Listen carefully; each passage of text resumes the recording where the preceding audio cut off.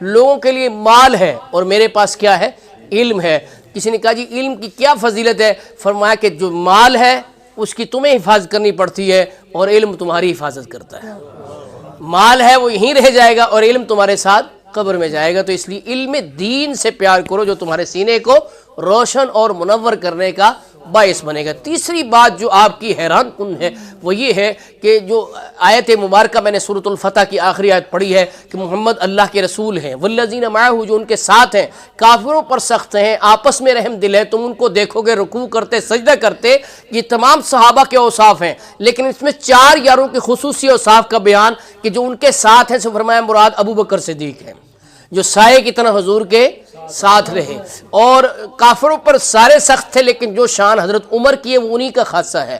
رحماء بینہم سارے تھے لیکن جو شان یہ رحماء بینہم کی حضرت عثمان میں ظاہر ہوئے وہ انہی کا خاصہ ہے، اور سارے رکوع کرتے تھے سجدہ کرتے تھے، لیکن جو نفل پڑھے اور جو رب کی عبادت کی ہے اور جو خشوع و خضوع کے ساتھ کی ہے وہ حضرت علی المرتضیٰ کا ہی خاصہ ہے۔ کیسے عبادت کی؟ جنگ صفین میں ان کو تیر لگائے، تیر نکالتے ہیں تو درد ہوتی ہے، سخت پین ہوتی ہے، تو لوگوں نے آپس میں مشورہ یہ کیا کہ جس وقت وہ نماز پڑھیں گے اس وقت ہم یہ تیر نکال دیں، کیونکہ یہ نماز بڑی ماہویت کے ساتھ پڑھتے ہیں۔ اس میں پہلا سبق کیا ہے؟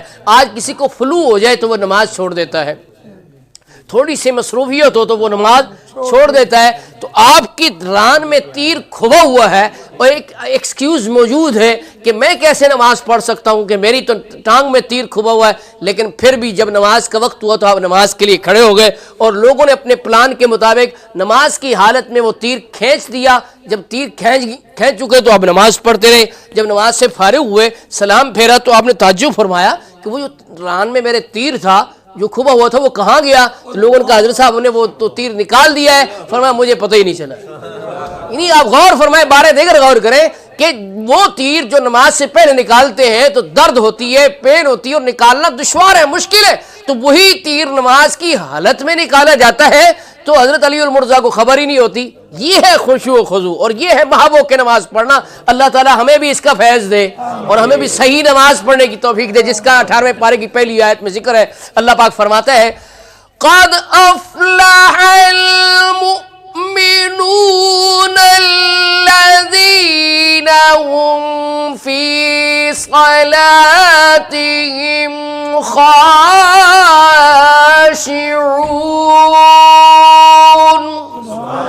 تحقیق فلاح پاگے وہ مومن جو اپنی نمازوں میں خشوع کرتے ہیں۔ خشوع کا مطلب یہ ہے کہ اللہ کی بارگاہ میں حاضری کا تصور ذہن پر غالب ہو کہ میں کس کے دربار میں حاضر ہوں، کس کی بارگاہ میں حاضر ہوں۔ آج لوگ نماز پڑھتے تو سارا حساب کتاب نماز میں کر لیتے ہیں، ادھر جانا ہے ادھر جانا ہے، سارا پروگرام نماز میں بنا لیتے ہیں، تو اسی وجہ سے نماز کا فائدہ حاصل نہیں ہو رہا۔ تو نماز کو صحیح کرنے، اگر کچھ لوگ ہیں وہ نماز ہی چھوڑ جاتے ہیں، یار ہم سے صحیح نماز ہی نہیں پڑھی جا رہی، اس میں خیال آتے ہیں تو نماز ہی نہیں پڑھتے۔ یہ اسی طرح کی مثال ہے کسی کے ناک میں مکھی بیٹھے تو وہ ناک ہی اڑا دے کہ ناک نہ ہوگی، ناک تو نہ مکھی بیٹھے گی۔ یہ وہی بات ہے، نماز پڑھنا چھوڑ دے، بھائی ناک پر مکھی بیٹھے تو مکھی کو اڑانے کی کوشش کرو، ناک کو ختم نہ کرو۔ اس طرح نماز میں خیال آتے ہیں، دنیاوی خیال آتے ہیں، ان کو روکنے کی کوشش کرو، یہ پریکٹس کرو، نماز کو نہ چھوڑو۔ ایک وقت آئے گا کہ صحیح نماز پڑھنے میں کامیابی حاصل ہو جائے گی، اور اس کا ایک طریقہ یہ ہے کہ نماز میں جو پڑھتے ہیں اس کا ترجمہ اور اس کی ٹرانسلیشن ذہن میں ہو، تو اس سے بھی بہت اچھے طریقے سے نماز کے اندر جو پڑھ رہے ہیں وہ اس طرح آپ کو لگے جیسے اللہ تعالیٰ سے گفتگو کر رہے ہیں، وہ ترجمہ آپ کے ذہن میں ہوگا۔ اچھا، اب آخر میں حدیث بیان کرتا ہوں۔ رسول کریم صلی اللہ علیہ وسلم نے فرمایا اے علی تمہاری مثال جو ہے وہ حضرت عیسیٰ علیہ السلام کی سی ہے۔ کس کی مثال ہے؟ فرمایا عیسیٰ علیہ السلام کے معاملے میں 2 گروہ ہلاک ہو گئے۔ 2 گروہ کیا ہو گئے؟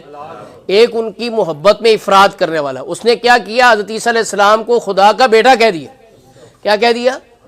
اور دوسرے نفرت کرنے والے، بغض رکھنے والے، وہ یہودی تھے، وہ ان کے قتل کے درپے ہوئے، یہاں تک کہ حضرت عیسیٰ علیہ السلام کو اللہ نے زندہ آسمانوں پر اٹھا لیا۔ یعنی اس حد تک نفرت کہ وہ زندہ نہیں رہنے دینا چاہتے یہودی جو ہیں۔ ہاں جی، تو فرمایا اے علی تیرے حق میں بھی 2 گروہ گمراہ ہوں گے، ایک محبت کے نام پہ افراد کرے گا بہت زیادتی، اور وہ رتبہ تجھے وہ بیان کرے گا جو تیرے اندر نہیں ہے، اور دوسرا گروہ تیرا بغض رکھے گا، عداوت رکھے گا، تو اس سے وہ کیا ہو جائے گا؟ وہ بھی تباہ ہو جائے گا۔ تو اب یہ دیکھنا چاہیے کہ حضرت علی المرتضیٰ شیر خدا کی محبت اور ان کے فضائل کو بیان کرنے میں ہم کس جگہ پہ کھڑے ہیں۔ اللہ کے فضل و کرم سے اہل سنت و جماعت وہ نہ افراد کرتے ہیں، نہ تفرید کرتے ہیں، نہ زیادتی کرتے ہیں، نہ کمی کرتے ہیں۔ جو شان قرآن و سنت میں بیان ہوئی ہے ہم اللہ کے فضل و کرم سے وہ